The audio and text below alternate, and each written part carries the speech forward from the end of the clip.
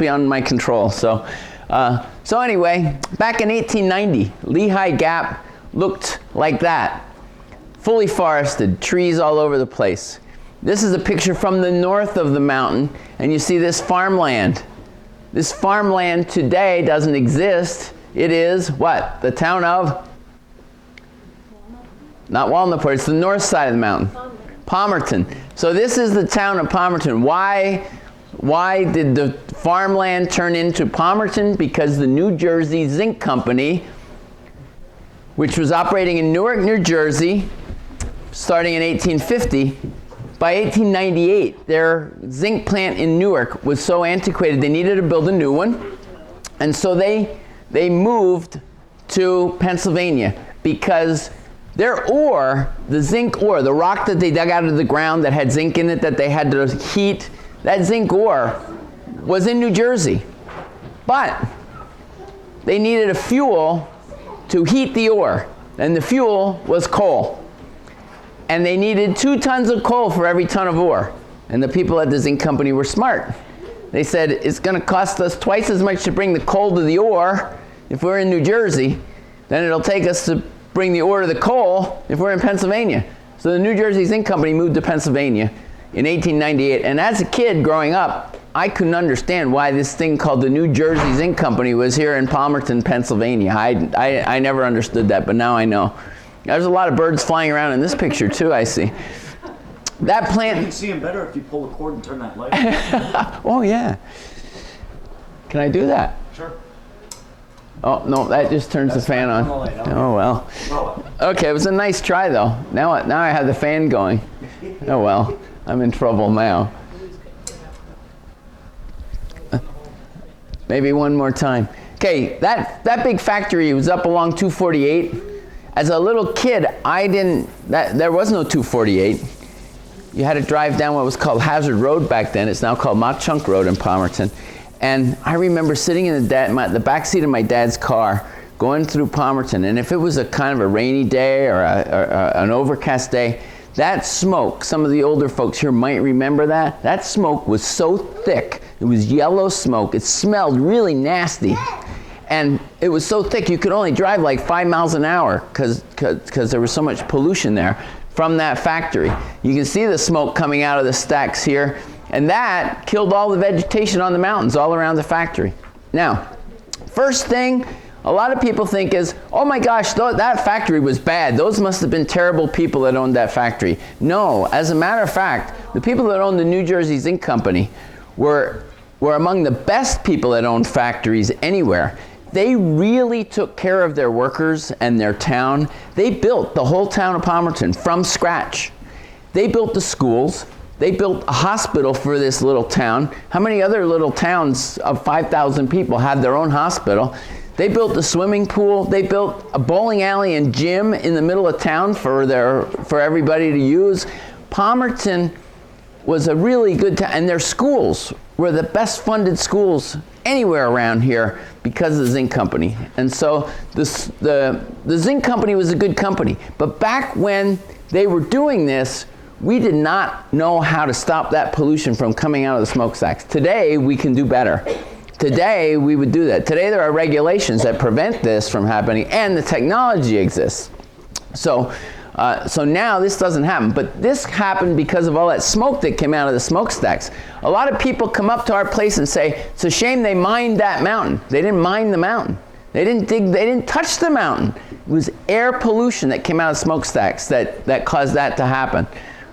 I don't know what that is. It looks like the nighttime sky. Oh, so we created out of that moonscape, that desolate area, we created the Lehigh Gap Nature Center. And I say it is one of a kind because we didn't know this when we started, but the United States Environmental Protection Agency has told us that this is the only place in the country where a Superfund site, a Superfund site is a toxic chemical waste site. This is the only place in the country where a Superfund site has been turned into an environmental education center.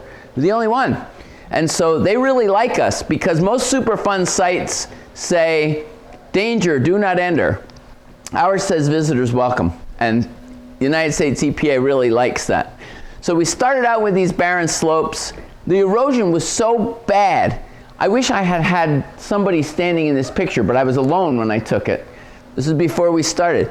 But if you'd have had a school bus, you could have put it in that ditch and covered it up and never known it was there. That's how big that ditch was. That ditch was like 12, 15 feet deep that I was standing in. And about this time, we started thinking, boy, did we bite off more than we can chew here. Is this project too big for us? Like this little kingfisher trying to swallow this big pickerel here. Well, what do you think? Do you think the kingfisher was able to swallow that fish? Yeah, he was. He got it down. A friend of mine took that picture out at the ponds that are on our property, and we also succeeded in making our project happen. So we started with these tractors and this spreader, and we started spreading a special kind of grass seed around. It's the same kind of grass that grows out in the Midwestern United States. It's the same kind of grass that you see growing along railroad beds here in Pennsylvania. These grasses are called prairie grasses, and we were planting them here on the mountain. We used this truck to spread the material from the railroad bed, and all the experts told us the grasses will never grow. And look what happened. The grasses grew. The grass seed didn't know it wasn't supposed to work, and so the grasses started growing, and then we had to put seeds way up on the high parts of the mountain where the tractors couldn't reach. So for those parts of the mountain, we used airplanes. They are called crop dusters. Here's the airplane, and you see this trail of stuff coming out of the back of it? That is the airplane flying and dropping the grass seed and lime and fertilizer up on the high slopes of the mountain. And we were able to, and then we also came back and planted more of the areas with the tractor in 2006. The first tractor's 2003. The second tractor and airplanes 2006, and we turned the mountain green. We have grass growing all over the mountain. A lot of people are noticing it, but we don't only have grass growing there. We were able to bring back wildlife. These are eastern bluebirds. We have a lot of those up there because they like grassland. They eat insects. They eat grasshoppers and things like that. They love the grassland. We put nest boxes up there. They nest in those birdhouses and catch grasshoppers in the grass. This is an American kestrel. It's a little hawk, a little falcon, and it too likes grasshoppers and mice and things like that, and we have those nesting up on our property. When we first went up there wasn't even a cricket chirping, and now we have beautiful things like these bluebirds and American kestrels. There are flowers that have come in among the grasses on their own. We planted some came in on their own. This particular one came in on its own, this kind of flower. And look at how they attract the monarch butterflies that come through during their migration. Monarch butterflies migrate from here and north of us all the way to Mexico. And we get a lot of those. Out at our ponds, out near Bowmanstown end, the Bowmanstown end of the property, we have wonderful wildlife like this green heron, which stalks along the edge of the pond and catches frogs and fish for dinner. Oh my gosh, look what we have here. There's Mama. There's the baby. Okay, black bear. Now, my friend that took that kingfisher picture, took all these animal pictures. He has a camera with a lens on it about this long, that the camera and the lens cost more than my car, you know. And he took this picture from across the pond, so he wasn't standing next to the bears, so you don't have to worry. Yes? So whereabout was that, like, area-wise up there, where? Okay, if you started our building, yeah, and you get on that trail out front, the DNL trail, yes, go 3 miles, two and 3/4 miles along that trail. On your left, there are 3 ponds. Yeah. You can see the first one a little bit, okay, but you can't see the others. They're back in there. But it's about 2 3/4 miles up that trail. We've walked a pretty good distance up that trail. Yeah. Yeah. Well, people ask, is it safe to walk there with bears around? Yeah, because when you see a bear, you really don't see this end of the bear. You see the back of it because he's running away from you. They don't want anything to do with people. So not to worry about black bears. Out west, we have grizzly bears. Grizzly bears can attack people more, but black bears, the only time a black bear ever attacks people is if it's a bear that people were feeding all the time. And then the bear expects food and comes and You know, nobody's giving them food, and then they'll go after somebody's backpack or something to try to get food. That's the only, and they're not really attacking anybody. But black bears are, you're very safe to be around them. So that's not a big deal.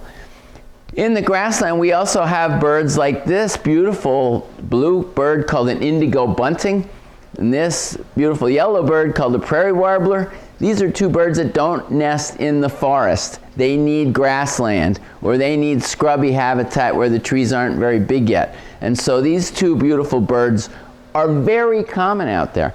If I took you for a walk out there, we could see a dozen of each of these in a half an hour. They're so common. They're all along the trails, all along the grassland. Even right at our building, we have them out there because we've created habitat for them. And then there's this guy that everybody knows. These bald eagles have come back tremendously all over the eastern United States. They're getting plentiful again. They were almost extinct when I was the age of you guys here in this row.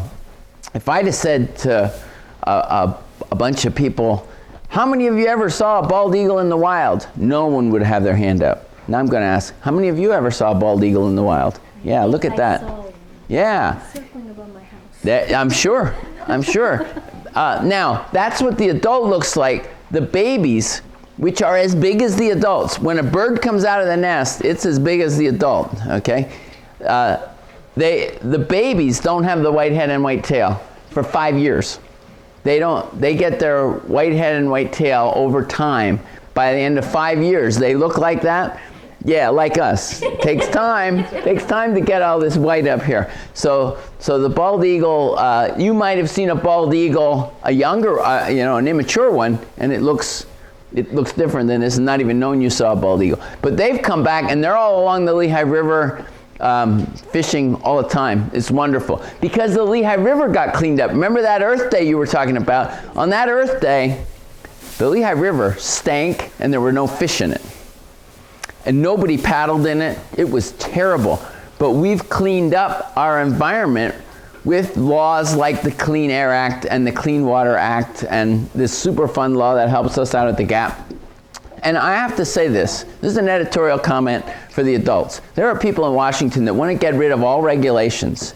They want to go back to what it was like when I was a kid. No thanks. I don't want to hear that. Because we need those regulations to protect the environment that protects us, that takes care of us. We need the environment to get our food and our water and our clean air to breathe. You know, anybody here not like to breathe? Anybody here not like to have clean water? We need those regulations to protect those things. So when I hear that all regulations are bad, it gets me very upset because I grew up in a time when we didn't have those regulations, and I know what the water was like, and I know what the air was like. I remember breathing that air from the zinc company. I remember seeing the Lehigh River when it stank and there were no fish in it. So we need those things. This is a bird we found up on the mountain after we planted the grasses. I was walking up there with 2 of our college interns, and this bird is called a nighthawk, but it's a bad name. It's not really a hawk. It's closely related to a bird called the whippoorwill. And this bird, I didn't get a picture of it doing it, but this bird was dragging its wing along and carrying on, squawking, and my intern said, "Oh, she's hurt," or "He's hurt." I said, "No, not hurt. Stop, don't move," because it has a nest somewhere and it's trying to get us away from the nest. So we looked and looked and looked and finally found this baby nighthawk sitting on a rock. Cute little thing. It looks like a bunch of feathers. It doesn't even look like a bird. I don't know which end's the head. I think this is the head here, but I'm not even sure. It must have just hatched. It must have only been out of the egg for a day or something like that. So we found that, and then we got out of there because Mom was upset. Here's a butterfly that's almost extinct in the eastern United States, but it lives in grasslands. Well, it's almost extinct because there aren't many grasslands left in the eastern United States like there used to be. But this butterfly lives at Fort Indiantown Gap, our Pennsylvania National Guard post. And it lives there because they're always dropping bombs and driving around with tanks and exploding things and burning all the... And when you burn all the time in an environment, it turns into a grassland. So they have these rare butterflies. So they want to put those butterflies at our place if we can get the right plant mix growing there that will support them. So that's kind of cool. That's as big as a monarch. It's a really beautiful butterfly. We have gotten awards out there for what we've done. We didn't do this to get awards. Oh, yes, question. Do you actually bring in the birds, or do they just come back themselves? The birds all have come back. Every bit of wildlife that's there has come back by itself. This is something that we would need to bring in because it's too far a distance from 40 Indian Town Gap to here. But all the other things have come in by themselves. We got 2 national awards, this one from the United States Department of Interior and this one from the United States EPA, because we've done this thing out here. This guy from EPA, US EPA, Sean Garvin, said this day out at the Osprey House when he gave us this award. This is a national model. Washington, D.C. is watching what happens here very closely because they want every place in the country to do things like this. Lehigh Gap, we didn't do this to be a national model. We just did it to help our local environment. We have turned, this place is now known around the country. And it's a model for the nation to reclaim sites and make them better. We have other programs that I'll talk about quickly. We try to convince people that planting native plants in their garden is really important. Native plants are important because native insects need native plants. No native plants, no butterflies. No native plants, no insects for the birds to eat. Y'all think that feeding birds is putting a feeder out and putting seed in it. Feeding birds is planting native plants that attract insects that the birds will eat. A chickadee, little bird called a chickadee. Many of you probably know what a chickadee is. A chickadee has usually five eggs in its nest. It takes 1,000 caterpillars to feed one baby chickadee. So mom and dad chickadee need 5,000 baby caterpillars to feed their babies. If you have Bradford pear trees and tree of heaven and things like that in your yard, you won't have any caterpillars because they're foreign species that don't support our native wildlife. If you have white oak trees and red maple trees and hickory trees and things like that, then you'll have caterpillars, then you'll have chickadees. So you want to feed birds, yeah, you can use the bird feeder because that attracts them to a place where you can see them. But if you want to feed birds, plant native plants. Whether they're flowers or shrubs or trees, plant native plants. Okay, very important. So we're trying to have native plant gardens like this area here, all native perennials here. And we're putting them at famous places so people see them. So this is Martin Guitar in Nazareth. I don't know if you've ever heard of Martin Guitar, famous worldwide. We have one of our gardens there. Christian Martin, the boss, this is his office. We were going to plant this native garden way down on the other side of the building. He said, no, put it right here under my office so I can watch it, so I can see it. I want to see what it attracts. We do a lot of research out at the Gap. We do a lot of scientific work. We have colleges and universities helping us. We have about 13 or 14 colleges, just all the local ones, plus Cornell University in New York, West Virginia University, University of Pennsylvania, coming from all over the place to do research here. We've had, this says more than 24, but I think if I counted it up, we'd be more than 36 college students that have done projects at the Gap.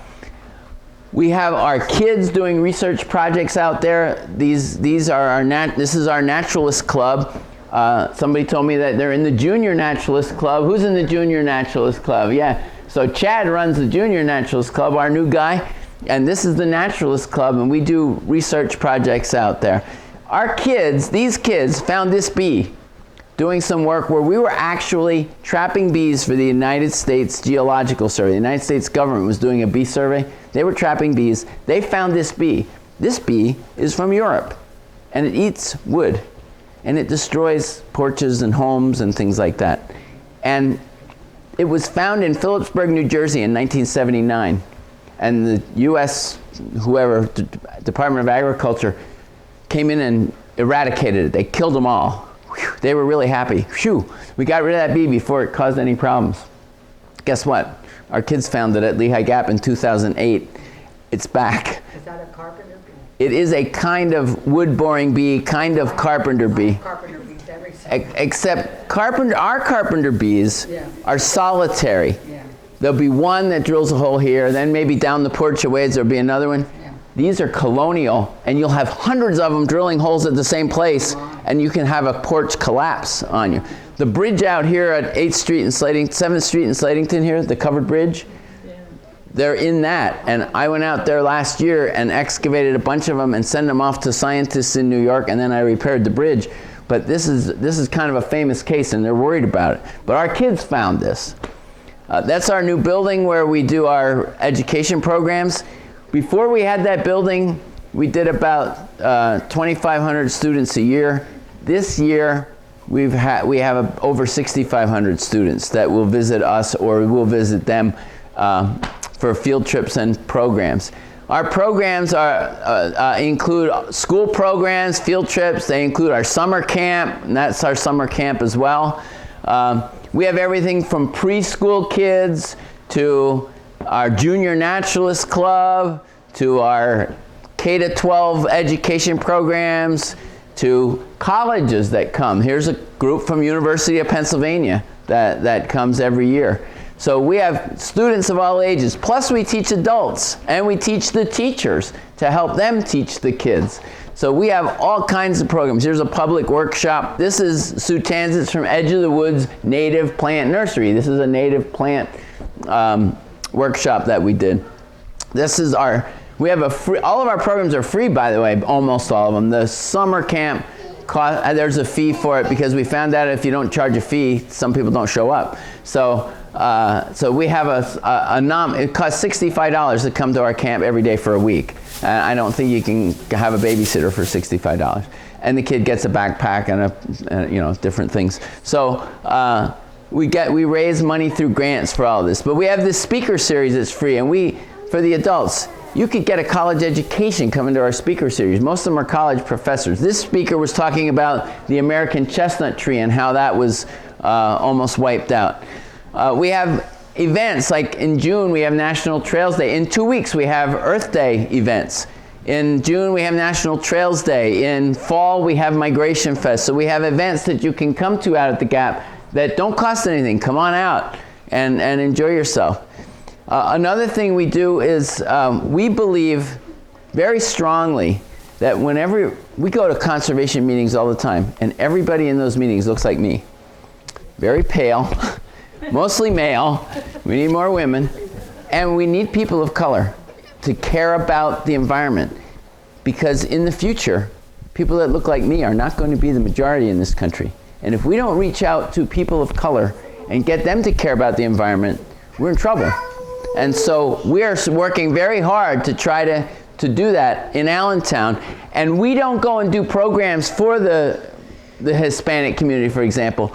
These are our trainees. We train these people, and they're doing the programs in their own communities. And so if a little kid's looking up at me, that's a Hispanic kid, he can say, hey, there's a pretty nice guy, but I don't look like him. He doesn't say, I can be that guy someday. But when they look at our leaders, they can see that.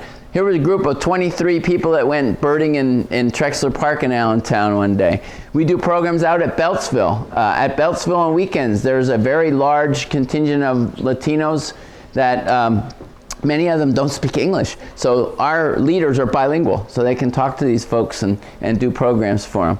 We have a summer camp for these kids too. We have our summer camp out at the Gap, but we have another one for the kids in Allentown, and we take them and do things like this. Another day camp like this. If you like to hike, get out to the Gap and get on those trails if you haven't been there. There's trail maps out there on the porch or in the office. Fantastic views you can get hiking out there at different times of the year. This is out at the Bowmanstown end of the property. It's a great place for young and old. This is a man from Slatington, Mike Gusick, who came out there every day for 10 years. Mike died a couple years ago. We really miss Mike. He told us so many stories about Lehigh Gap. He grew up here. He hunted Indian arrowheads in Lehigh Gap, and he had over 10,000 Indian artifacts that he had found over his 86-year life. And so we miss Mike, but it is a place where it doesn't matter what your age is, you can come and enjoy yourself at Lehigh Gap.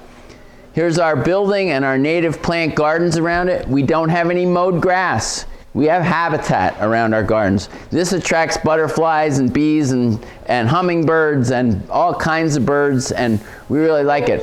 When I say it attracts bees, some people go, "Oh, I don't want to get stung." You don't get stung by bees. You get stung by wasps. Members of the wasp family sting you if you get anywhere near their nest. Bees do not sting you unless, like honeybees, if you try to get the honey out of their hive, they'll sting you. Some of the bees that nest in the ground, if you try to dig up the ground where their nest is, they might sting you. But when a bee stings you, it dies. When a wasp stings you, it can sting you again and again and again. Bees don't sting unless they're defending their nest. So if there's a bumblebee at a flower, it's not going to hurt you. So don't be afraid of bees. It's wasps that are the problem. We planted all these native plants, and then this happened. See all these butterflies? They're called Milbert's tortoiseshells. And guess what? We posted it on a website that we had Milbert's tortoiseshell butterflies. We got a call from the Academy of Natural Science in Philadelphia. "You don't have Milbert's tortoiseshells." I said, "Okay, what do we have?" They said, "We don't know, but there aren't any Milbert's tortoiseshells this far south." We said, "Okay, send you some pictures." Send the pictures. They said, "You have Milbert's tortoiseshells." And it's because nobody plants this stuff. That's why nobody sees these butterflies. You plant it and they come. It's really cool. So Milbert's tortoiseshells.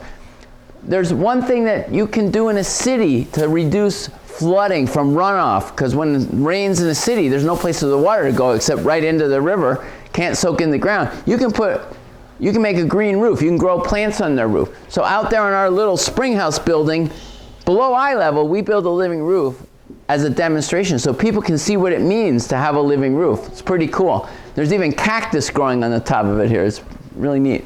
And out at the other end of our property near the ponds, we have created an arboretum. An arboretum is a collection of trees and shrubs. This is all native plants. So you can go out to our arboretum and learn which trees and shrubs are native to our area. And then I just want to tell you about something that's going to happen on Sunday again. We plant the grasses, but look what's happening. These are our native birch trees that are coming in. Native, should be good, right? Except that the grasses keep the metals in the ground, the contamination in the ground. The trees pull it up out of the ground, and then caterpillars eat it, the birds eat it, maybe a deer eats it, a hunter shoots the deer, now people are eating. We don't want the metals up in the plants. So how are we going to look at what's happening. The trees are shading out the grass. The grass is dying out. How do we get rid of the trees and keep the grass? Well, it's too big and too rocky and too hard to crawl around on to go in there and cut everything. So here's what we do. We burn it. And this was done in 2013, and there's going to be another fire out there on Sunday morning. So you can't hike out there on Sunday morning.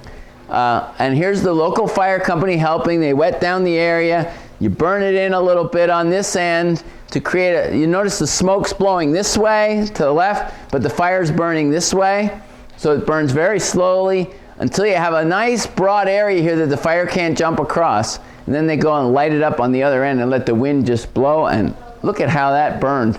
And it killed almost all of the birch trees, and the grasses, well, you know, there's a dead birch tree, and then I thought, oh my gosh, I've been trying to make this mountain green, now it's black. Oh, what did I do? So I started taking pictures. This is 2 weeks after the fire, 4 weeks after the fire, 6 weeks after the fire, 8 weeks after the fire, 10 weeks after the fire, 12 weeks after the fire. Now the grass is too tall for me. I'm standing up. I can't take pictures anymore. The grass is taller than I am. And this was the best grass on the mountain the year after the year of the fire. So Sunday we're going to have another prescribed fire. You'll hear about that maybe in the news. And so 2003 we had this hopeless mountain, and now we have this this community nature center that's an example for the nation, and we think we found that pot of gold at the end of the rainbow. So that's the story of Lehigh Gap Nature Center, and I would like to answer any questions you have. What's the project that's going on where the same company building was, the factory? Where the building was across the highway and next to the river, there's a company that has bought the land. Actually, they formed a company. They bought the land, and they say they are putting a commercial park in there. They're saying they're developing it as a commercial park. Now, it was contaminated, so they couldn't just build it right on that. They have to fill it in first a little bit. Well, what they're filling it in with is contaminated dirt from New York and New Jersey. I kid you not. I called the Pennsylvania Department of Environmental Protection and asked them what is going on there. And they told me they're dumping this contaminated waste. I said, how can they do that? And they said they have a special, they have a special permit for using regulated fill. That's what they call it, contaminated. It is contaminated with lead.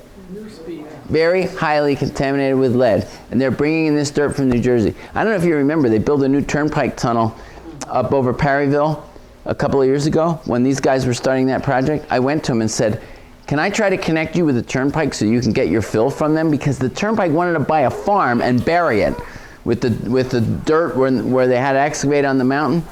And they said, no, we don't want it. Well, now I know why. Because they're making millions of dollars bringing dirt and dumping it there. And they say they're making a commercial park, but I got to tell you, they're making a lot of money as a dump right now. They can't do anything there, could they? They what? What are they going to actually do? They really couldn't make it a park, did they? They build buildings on it. It could become a commercial park, but I'm disgusted that they're allowed to do that. And those trucks, hundreds of trucks every day are rumbling through these towns and coming up there. I have a question then. If they're putting contaminated dirt there and they build a commercial park, wouldn't they have, whoever inhabits those buildings there is going to have that stuff that's going to seep up? Gonna have lead in the dirt. Lead doesn't seep up. It usually ends up in the water somewhere. That's what I meant. Like, But the Lehigh River's right there. I know, yeah. And Allentown drinks the Lehigh River, by the way. So it's gonna, Philadelphia drinks the Delaware River. Trenton and all those drink the yeah. What can I say? so what good are all those regulations? Well, let me just say that it was during the Corbett administration, and Governor Corbett didn't like regulations. What can I say? So where are they getting where are they get the ground over in New Jersey? I mean, Well, 9/11, like that site in New York where they excavated, that's the kind of stuff they're doing, things like that. wow, that's really something. Yeah, so anyway, I don't want to talk about the negative today. I want to talk about the positive. Yes. Approximately how large is the park area facility? Our park is 756 acres according to the deeds, but they're old deeds, so, you know, but it's a nice tract it's of pretty big. Yep. Yeah, 3 miles long and the whole northern mountainside basically, and wraps down into the gap. Do you have any kind of a list of native plants that are good to? We do, and I didn't bring it along. Okay. But you can find it on our website, or you can come out and pick one up out there. All right. We do have a little guide, a little brochure that like small enough to stick in your wallet, and that you can open it up. Because you can get native plants at Lowe's and Home Depot and any local nursery. But if you really want to be sure you're getting all native plants, go to Edge of the Woods over in Fogelsville. It's a mile and a half north of 22 or 78 in Fogelsville on Route 100. Okay. That's all they sell, and they're not cheap. They're not cheap. They're a little more expensive than something like Lowe's, but you are getting. But if you get our brochure, then you know what to buy. And I'm not saying that all foreign plants are bad. I'm just saying that they don't support our wildlife. So, at least some of the plants in your yard should be native. I have another question. I thought that they had spread some sort of like sludge up there on the. That's on the other side? Yeah. Yeah, on the east side of the gap, they had spread sewage sludge and fly ash from electric power plants. And they planted grasses and trees in it. EPA watched that for years and decided it wasn't successful. And so our methods, we suggested they try it, and now they say what we did is successful. Yeah. The reason I said that is because someone said it came from like with a Campbell's soup that had all kind of little seeds in it, and tomatoes started growing. Well, it wasn't. It was actually Allentown sewage sludge. Oh, was it? But when you eat tomatoes, do you take the seeds out?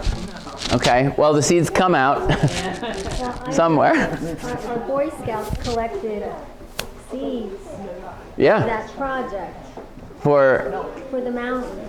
when they put the sewage sludge. Yeah. Yeah, so the seeds that they planted probably grew at least for a while, but when the roots got down through the sludge, then they hit that metal and maybe they died, maybe they didn't. You know, we collect a lot of acorns. Oh yeah, well the acorns won't grow in the metals. The acorns will not germinate in that contaminated soil. Any other questions? We have all kinds of wildlife that has come back there, and it's free. Don't be afraid to come out. A lot of people come there and don't come in the building. They're afraid if they come in, they'll have to pay an admission fee. You don't have to pay an admission fee. We have bathrooms. We have indoor plumbing you may come in and use. We have a water fountain with nice cold water. You don't have to buy something in the Coke machine outside. You know, you can fill your water bottle. It is free. We're here for you. We created this for the people of the region. We want you to come and visit us. So please come out. Do you get a lot of people from the Appalachian Trail that come down there, or walkers that stop there? Or? Some, not too many, because most of the people on the Appalachian Trail are going here to there, and they just have in their mind they need to get there, so they don't kind of go off the trail much. But a lot of people who are just hiking for the day on the Appalachian Trail will come and park on our lot and get up, because we have a connection up to it. But yeah, we get hikers. A lot of local people use it all the time. But on a weekend, you go through our parking lot. Maryland, New Jersey, New York. You know, and a lot of people from Philadelphia area come up, and the Lehigh Valley. So it's very popular, very popular. The nice thing about it, there's loops you can walk. You don't have to go out and back on the same trail. You can walk out one trail and go up a trail and then come back on a different trail. And What about snakes though up there? we have them. We have snakes. There are, I think we've recorded 8 different species of snakes up there so far. And I am happy to report that we have found rattlesnakes back in the area. I'm happy to report that because they're quite endangered. Rattlesnakes, people fear. If you stay on the path, you don't have anything to worry about, at least if you're looking where you're going. Because the only way you could ever be harmed by a rattlesnake is if you stepped on it or if you tried to pick it up. I mean, if you stepped on a rattlesnake, it's possible that it could bite you on the leg or something like that. Most of the time when a rattlesnake bites in a situation like that, it's a dry bite, meaning it doesn't inject venom into you, because rattlesnakes manufacture that venom very slowly. If a rattlesnake kills an animal and eats it, it's going to take 2-3 weeks for it to make enough venom to kill another one. And they can bite you without injecting venom, and that's what they do to get somebody away from them. They only use their venom to kill. Now, sometimes they do bite you and inject venom, but that's people who pick them up and are trying to handle them. The most recent example I heard, some Boy Scouts were coming down the Lehigh River up in Lehigh Gorge State Park with their leaders in the rafts, and they saw a snake swimming across the Lehigh, a rattlesnake. They surrounded it in the raft, and the leader was going to show off for the boys, and he grabbed the rattlesnake by the tail, and he was going to pull it like this and get it behind the neck. The rattlesnake got him before he got the snake. They had to bring in the helicopter from Lehigh Valley Hospital and fly him there to save his life. Those are people that probably ought to have their genes selected out of the gene pool. You know what I mean? So it's okay. So, yes. Like, what would be like the most dangerous animal there? The most dangerous animal on our place is a tick. That could transmit Lyme disease and things like that. Yeah. That's probably the most dangerous animal. It's also going to get worse this season, I've heard. Yeah, it probably is because we had such a mild winter. We didn't have any ticks out there until we planted all the grass. However, I will say we have not seen many deer ticks, which are the bad ones. We see a lot of dog ticks now. We haven't seen many deer ticks, but they are coming back. People think rattlesnake is probably the most dangerous thing, and I guess in one sense it could be, but we were there 13 years and nobody has ever been bitten by a rattlesnake, but there more than one has been bitten by a tick. So The burn, will that kill the tick? the burn will kill off ticks in that area, but they'll come back. They'll come back. Are there any blueberries up there? There are blueberries on top of the mountain. Blueberries galore. We kind of call them zinc berries. I wouldn't want to, you could eat a couple, but I wouldn't want to bake pies with them because, Really, and then people used to go up there all the time and pick blueberries when I was a kid. yeah, that was before it was so heavily contaminated. Yeah, You hope. yeah, you hope. Well, no, that's where the rattlesnakes hung out under the blueberries. too. Yeah, They- yeah. Yep. Any other questions? Well, come on out, go for a hike, come see our place. Thank you. Thank you. All right. And anybody here, sixth grade?